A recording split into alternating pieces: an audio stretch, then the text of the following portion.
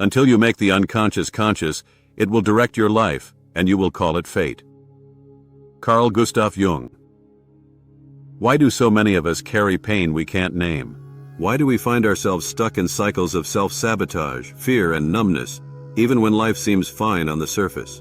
You might think you're healing, but Jung would ask, have you faced your shadow?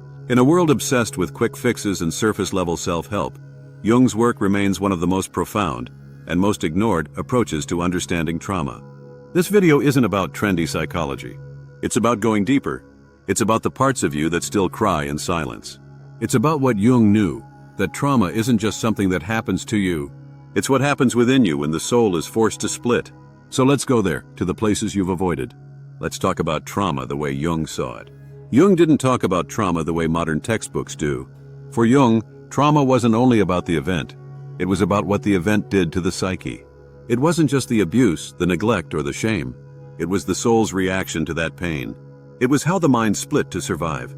This is what Jung called dissociation. Not always in a clinical sense, but as a spiritual disconnection from the self. He said, "The greatest tragedy of the family is the unlived lives of the parents." That quote is devastating because it hints at how trauma is passed down. Not just through what parents do to us, but through what they couldn't face in themselves. Trauma often begins not with cruelty, but with emotional absence. When a child feels unseen, unheard, or emotionally unsafe, they begin to disown parts of themselves, especially the emotional, chaotic, and vulnerable parts. Those parts don't disappear. They become the shadow. And the shadow doesn't stay silent forever. The shadow, in Jungian terms, is everything you've rejected about yourself. It's not just your dark side. It's your unexpressed grief, your hidden rage, your deep longing to be held. When trauma hits, the ego, your sense of self, can't handle the pain. So it splits off that wounded part and says, "That's not me, I'm fine." But that pain doesn't go away. It hides. And Jung warned us, people will do anything, no matter how absurd, to avoid facing their own soul. Let that sink in. We will build entire personalities, careers, relationships, and lives to avoid feeling. That's how trauma lives on, not as a memory, but as a pattern. A reflex. A loop. You attract the same kind of partner. You sabotage joy. You can't sit still. You numb yourself. You run from your own stillness. You're not broken. You're protecting something fragile and sacred. So how do we know if unhealed trauma is running our lives? Jung said, everything that irritates us about others can lead us to an understanding of ourselves. That's where the shadow reveals itself, in our triggers, our judgments, our reactions. The person you hate the most? There's a part of you in them. The fear you can't name? It's your inner child calling for safety. The perfectionism? That's the armor your wounds wear. Modern society rewards this dysfunction. We call it grind culture, confidence, stoicism. But what we really mean is disconnection. We numb ourselves through workaholism, hyper-independence, control, avoidant relationships, overanalyzing emotions instead of feeling them. Jung warned against this kind of spiritual bypassing.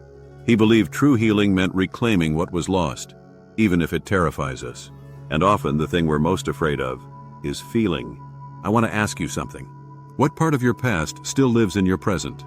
Is there a memory, a pattern, or a shadow you've had to confront? Drop a comment below. Share what part of this is hitting home. I read everything, and you never know who your story might help. We're all in this together. Jung had a concept called the wounded healer. It's the idea that those who've been wounded deeply are uniquely positioned to heal others, but only if they've done the work. He wrote, "Only the wounded physician heals." In other words, your trauma isn't just something to overcome. It can become your gift, but not if you keep hiding it. Not if you let the wound control you instead of transform you. Jung believed that healing is alchemical, a psychological transformation.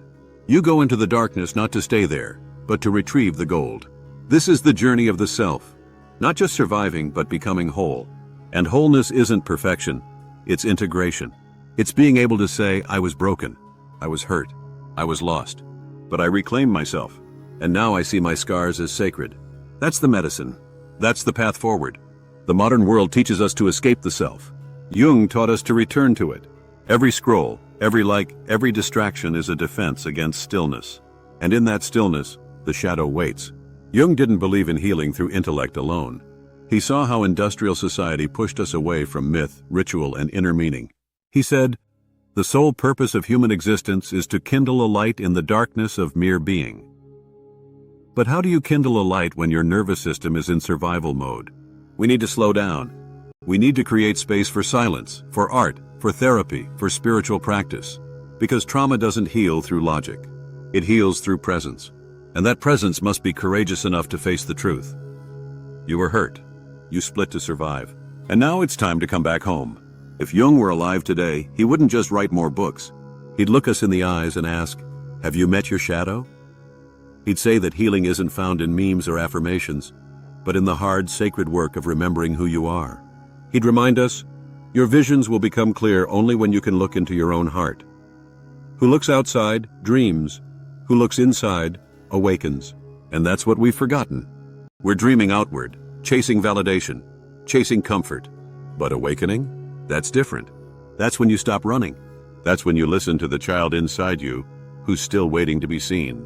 That's when the unconscious becomes conscious, and fate becomes freedom.